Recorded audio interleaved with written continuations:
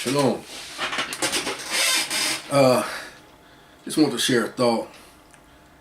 Like I said, it's a shame that sometimes when we speak or we have a thought or we want to share something, and I'm just talking in general, I'm not accusing anybody of anything, I'm just speaking.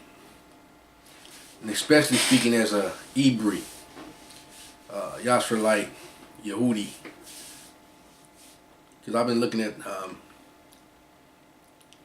the word is Ra-El, and had a breakdown of is, meaning they had broken down as in Isis, Ra being the god they call Ra, and then the last portion El, meaning God, is Ra-El. Looking at Egyptian types and Egyptian information, and basically the origin of many of these things coming out of Egypt. So, like I said, when I speak, I believe I'm being led by the Spirit to speak, because I wasn't even going to say this part. I had something totally different on my mind. So I'm just looking into things. That's why it's important that some people say, don't look at that, don't look at this, don't look at... I think if you have a pure heart, you have good intentions, it's good to look at all things, because that's how you gain knowledge, and the Spirit will separate the wheat from the chaff and hold on to that which is good. So then I had a thought. It's a shame that you always have to give a disclaimer behind everything you say, because people are waiting with a itching ear waiting to say, I got you. I knew that's what you was. How you know what I'm talking about, man? I'm not saying nothing about nobody. I'm not talking about me. I'm just talking about in general when people speak. Most people not talking about you, not talking about things. They're just trying to find good information, to find truth, because there's so many lies out there. So we gotta search out for information. And I'm finding a lot of, no matter where it comes from, I listen to many different sources to hear that truth that rings true to me as I hear it, and I try to hold on to that, which is good.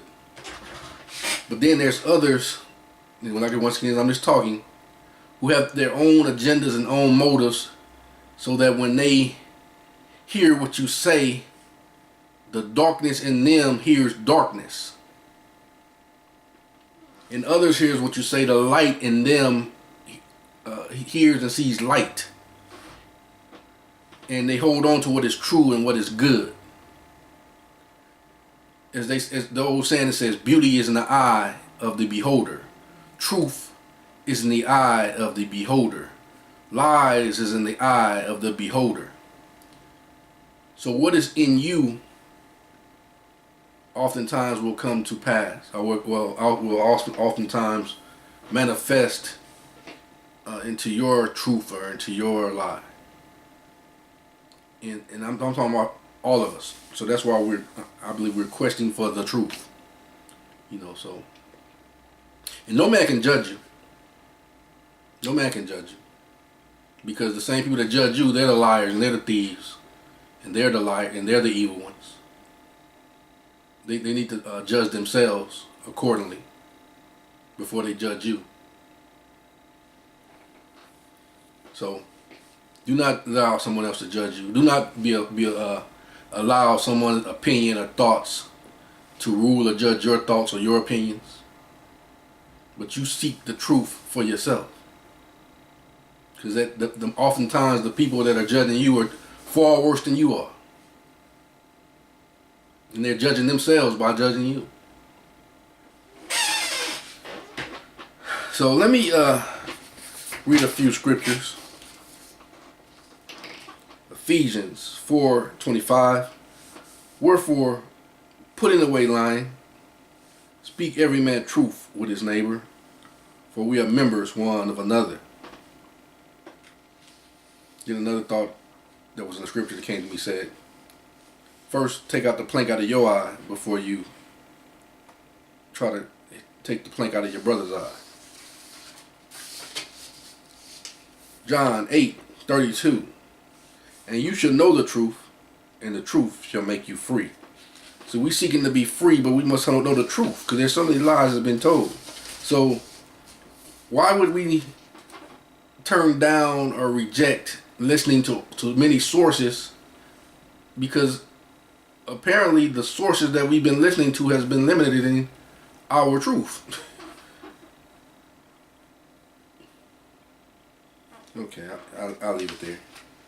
Titus 1:15. Unto the pure all things are pure, but unto them that are defiled and unbelieving is nothing pure, but even their mind and conscience is defiled. Matthew 6:23.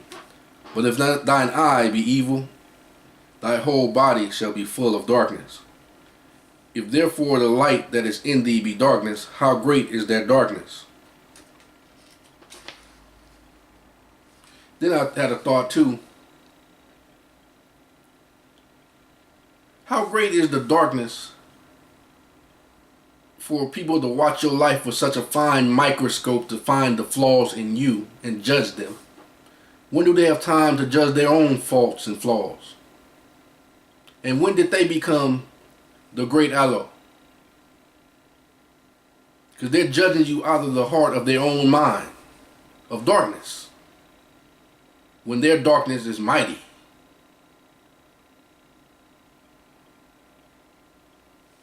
Who is man that think he can judge another man according to righteousness? There's only one that is righteous. I remember there's a scripture when this man told Yahusha, he said, "Good master." He said, "What?" And it is recorded that Yahusha never sinned and never did nothing wrong. But what was his answer? Why callest thou me good? There's only one good, and that is Abba, Yahuwah. Okay, then. Just wanted to share that thought with you. You know.